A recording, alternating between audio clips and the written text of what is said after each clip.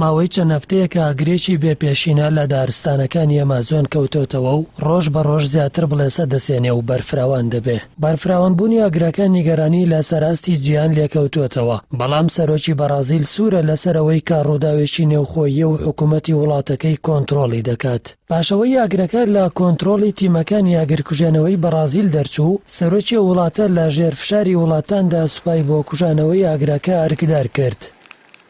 سوپای بەرازیل بە فڕۆکەی تایبەت و لە ڕێگەی ئاو و پێکاتەی چیمیاویەوە هەوڵدەدات بڵێسەی ئاگرەکەدا بمرکێنێ، بەڵام کۆنتڕۆڵکردنی ئاگرەکە بەهۆی بەرفراوانبوونی و لە ڕادەبەدەری بۆتە کارێکی قورس و ناوەندی لێکۆڵینەوەی گردوونی بەرازیل دەڵێت تەنیا لە دوو ڕۆژی پێنجشەمە و هەینی ڕابردوودا 1663 ڕووداوی ئاگرکەوتنەوەی نوێ لە ئامازۆن تۆمار کراوە. ئەمە لە کاتێکدایە هەر بەپێی ئاماری ناوەندەکە لەم ساڵدا زیاتر لە 72,000 ڕووداوی ئاگرکەوتنەوە لەو وڵاتەدا تۆمار کراوە کە بەشی یارەزۆری لە دارستانەکانی ئەمازۆن ڕوویداوە. ئەوەش ڕیکۆردێکی نوێیە کە بە بەراورد بە ساڵی ڕابردوو لە 83 زیادی کردووە. بەهۆی ئاگرەکەوە لە ئێستادا ژیانی 1 ملیۆن مرۆڤی هۆزەڕەسەنەکانی ناوجەنگەڵەکانی ئەمازۆن و 3 ملیۆن جۆری گیانلەبەر و درەخت لە مەترسیدایە. ویلایەتەکانی هۆرایما، ئەمازۆناس، ئاکری و هۆندۆنیا لە باکوور و باکووری ڕۆژاوای بەرازیل زۆرترین زیانیان بەرکەوتووە.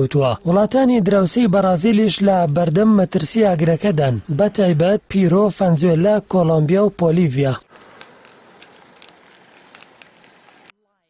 ژایر بۆلسۆنارۆ سەرۆکی بەرازیل باوەکاری ئاگرکەوتنەکە و خەمساردی لە کۆنتڕۆڵکردنی تۆمەتبار دەکرێت، ئەوەش بەهۆی سیاسەتەکانی کە لەگەڵ پاراستنی ژینگە یەک ناگرێتەوە. سەرۆکی بەرازیل کە لە سەرەتای ئەم ساڵەوە دەست بەکار بووە، گوێ بە نیگەرانیەکانی نێودەوڵەتیەکان دەربارەی پەرەستەندنەکان و لە ناوچوونی دارستانەکان نادا و بەڵێنی داوە کوشتوکاڵ و پیشەسازی لە دارستانەکانی ئەمازۆن پەرە پێبدا. ئیمانوێل ماکرۆن سەرۆکوەزیرانی فەڕەنسا کە وڵاتەکەی میواندارەتی لوتکەی G7 کردووە ڕایگەیان، سەرۆکی وڵاتانی بەشداربووی لوتکەکە نزیک بوونەتەوە لە ڕێکەوتنێک بۆ ڕوبەڕووبوونەوەی ئەو ئاگرەی کە لە دارستانەکانی ئەمازۆن کەوتوتەوە، ئەوەش بە پێشکەشکردنی هاوکاری هونەری و دارایی با وڵاتی بەرازیل. لە هەمان کاتا یەکێتی ئەوروپا هەڕەشەی سەپاندنی سزای بازرگانی بەسەر بەرازیلدا دەکا ئەگەر لە کوژاندنەوەی ئاگرەکەدا کەم تەرخەمی بنوێنێ.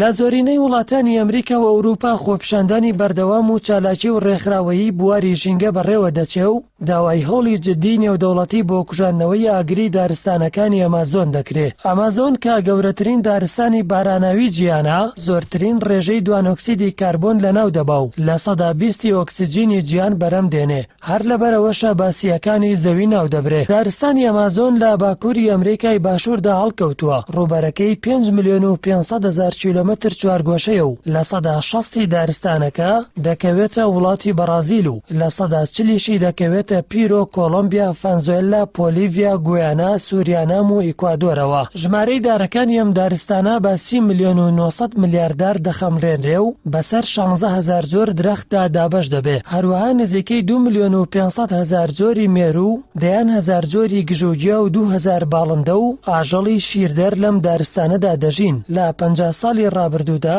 ڕووبەری دارستانی ئەمازۆن لە 120 کەمی کردووە، کە هۆکاری سەرەکی لە ناوچوونی دارستانەکە چالاکیەکانی مرۆڤ بووە. لێکۆڵەرانیش دەڵێن بەردەوامی و زیاتربوونی ڕووداوەکانی ئاگرکەوتنەوە لە ئەمازۆن دەبێتە هۆی خێراتربوونی ڕەوتی گەرمبوونی گۆی زەوی.